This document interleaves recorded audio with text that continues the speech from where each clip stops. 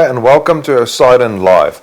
So this week we have something a little bit different. We're going to do an entrepreneur showcase. So for those of you that don't know, Poseidon Live is all about helping entrepreneurs improve their businesses and give them some tips and advice to make an entrepreneur being a little bit easier. And one of the best ways that you can learn is talking about another entrepreneur, hearing their stories and their experiences and learning from those experiences. So today we've got an entrepreneur showcase with Jacques Basson. So Jacques, welcome to Poseidon Live, and we're happy that we can pick your brain a little bit and learn some things from your experiences. So not only is Jacques a successful entrepreneur, he also hosts a podcast, Clipgoers, that also helps other entrepreneurs succeed and that listen to his podcast. And he's got a wealth of experience because he's interviewed many other successful entrepreneurs. So we're very excited to have you here, Jacques. Nice to be here. Thank you. So Jacques, tell us a little bit more about yourself, your background, your business journey. Well, the long and the short of it, I'm a proud Free Stater. Okay. And I was classically trained in business, sales and marketing. Started my career with Coca-Cola, so back in the day, a lot of I would say fast-moving good FMCG industry. And then in 2004, my wife and I decided, we just got married, so out of it, for adventure's sake, we decided we're gonna do the UK thing. Mm-hmm. That lasted 14 years. Sure, and, quite an adventure. That was a hell of an adventure. And the thing is, we never planned to stay there 14 years, and we never. And people say you're not supposed to come back. So yeah, we returned a year and a half ago to South Africa. Very happy to be back. But yeah, about 11 years ago, I started my own business in London, a commercial cleaning business. Van Brock, so commercial cleaning, obviously we clean offices, restaurants and schools, and later on a JV followed in Austin, Texas, so again in commercial cleaning. But yeah, that was pretty much the UK adventure. And then about 4 years ago I decided to get more involved in the South African market, and I felt that I needed to engage in a way that was the future I felt or a futuristic 21st century medium, and my go-to medium in this instance was podcasting. So that's how I learned. I still to this day I love podcasts, and I decided it would be a great idea to do a South African business podcast. I thought that's not good enough, that's not niche enough. Let's go Afrikaans business podcast. Anyway, I didn't know what I was letting myself in for, but it's been a hell of an adventure. It's very exciting. So one of the things, and Jacques was so nice to invite me to one of his podcasts as well. We have an awesome chat. You can also check that out.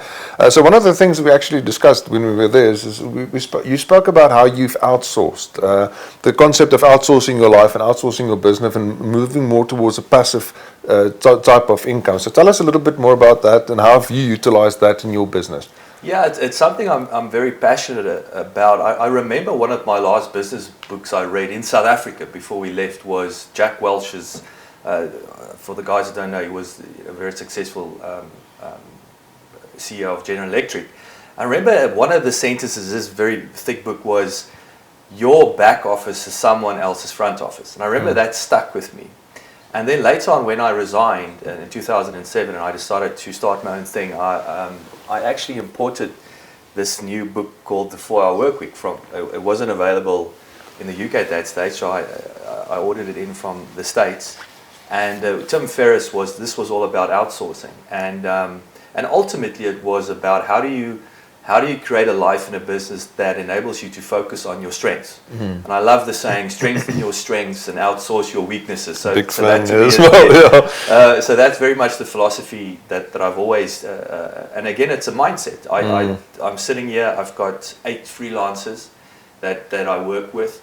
And I think in particular, if we pull it back to South African content, is that where your labor laws are not very, and it's not pro-business, it's pro-employee. It's not favorable for an SME environment. I think outsourcing is the way to go, and I think we're going to see a lot more movement towards that.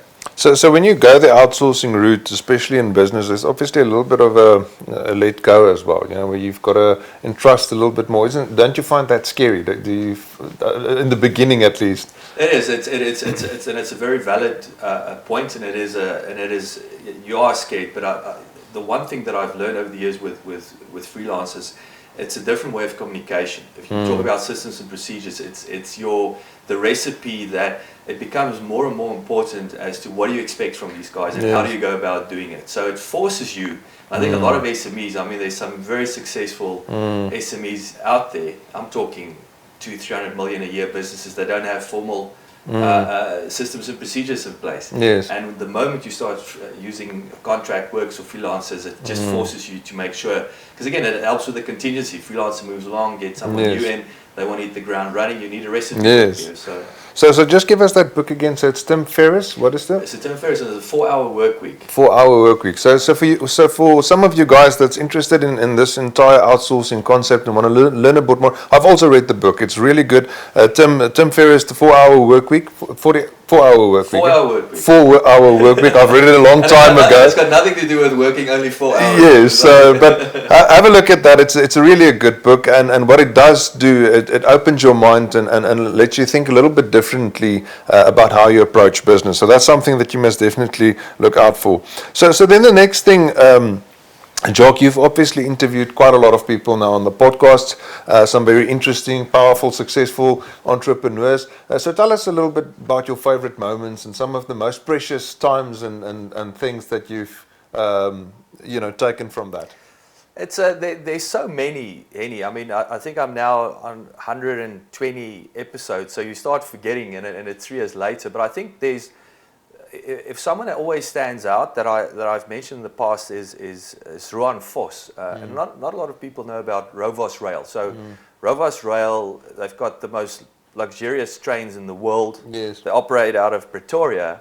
But what's fascinating is that if you look at, and 95% of the income is generated from abroad, because I mean, not a lot of South Africa's got 50,000 rand just for a quick trip to Tanzania. But the thing is, what's fascinating about these people and their stories is how they came close to either they were bankrupt, and by no fault of their own. Ruan Vos was bankrupt. As a matter of fact, and the bank was one of the culprits in a way that they, so it's just these inspiring stories that they were down in the dumps, seriously, and now where they are. So that's very inspiring. You can find a common theme throughout that, and it's always it's bad news for you if you're starting out that somewhere you're going to take a shot. But don't worry, as long as it's not a falling down, it's the getting up that's critical. But yeah, the easy thing for me, I think this year so far, there's been a lot of emphasis in the recent interview.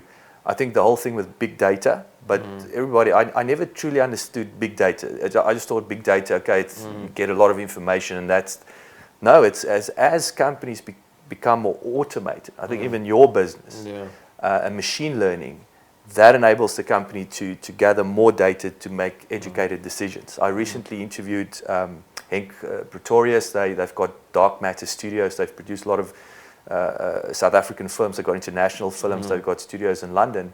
And we got talking about Netflix's business model, where Netflix uses the data to enable them to produce their own shows that they know will be successful based on their customers, 130 million customers' behavior and preferences. So I think another example, Isak Murray, these guys are supply chain managers, but they've actually a hardware, an industrial supplier, and they developed a platform whereby, yes, they sell, and he gave me the example, so they work with mine groups. So they'll sell the mine group 10 welding helmets. But then they're able to track how that helmet is used. So they'll see, listen, the helmets, they ordered more. Then they'll pinpoint, hang on, one of the guys is breaking them. That's why he needs 2. Someone is stealing them. So they help them control their cost and their stock management, obviously, which has significant impact on cash flow.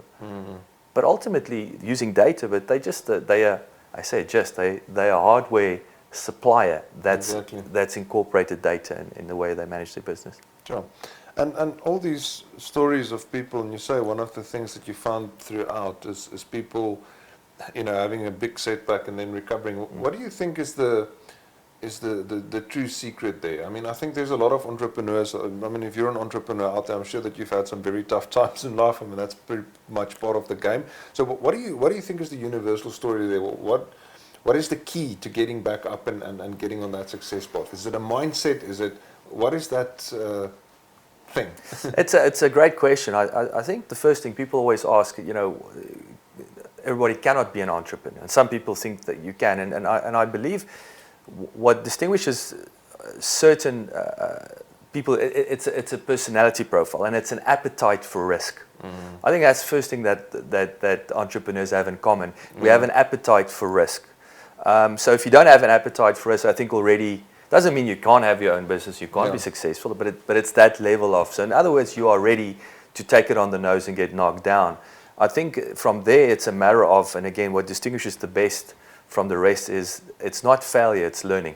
It's knowing what not to do versus, and of course, preferably not repeating it, right? Exactly, But yeah, I think that's how you're able to stand up if you see it as a learning experience. Otherwise, it is failure if you stay down. Okay. And then another thing, like I say, you've obviously built a business in the UK and you've dealt with in the US as well and in South Africa. So how does the business world or the environment from South Africa differ from the UK out of your personal experiences? Comparing the two areas with each other, I think it's a question on a lot of people's minds.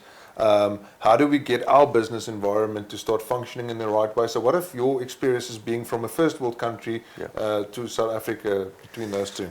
Yeah, I think the first very easy example is the UK is very supportive of SMEs. So I think number one is they get out of the way, so they make it easy for you to operate. For example, tax you don't pay more than 20% tax in the UK. It's your dividend tax. South Africa, I got a shock when I saw there's corporation tax, dividend tax, personal tax. I mean, it's just crazy. So the cheapest way for us in the UK to get our money out of a business is through dividends, and that's 20%. Yeah. That's worst case scenario.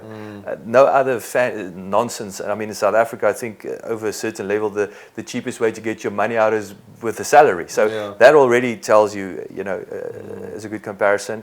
The UK, right things are rewarded. I think that's correct. The correct activities is rewarded, which stimulates it even further. Yeah. South Africa is world class in collecting money. I mean, SARS is incredible how they collect your money. Yeah, we work with them on a regular basis. It's amazing. It's a shame the rest of everything else doesn't work so sufficiently and effectively. But so I think that's one example. The other thing is the UK obviously is a massive cake. It's a massive cake, but it's a more formal procurement process, whereas South Africa is still very much relationship driven. I find it's less informal, so it's a bit more Wild West. But at the end of the day, for me, it's still about people, which obviously if you say people in the wrong way, then we start talking brown envelopes and all the rest. I'm not talking about what's that, now we're going to braai. I'm not talking about braais. But so the UK, and that's the pros and the cons. So much bigger cake. You can. There's enough for everybody to go around, but you're going to have to jump through hoops. And sometimes I remember even for us, with a lot of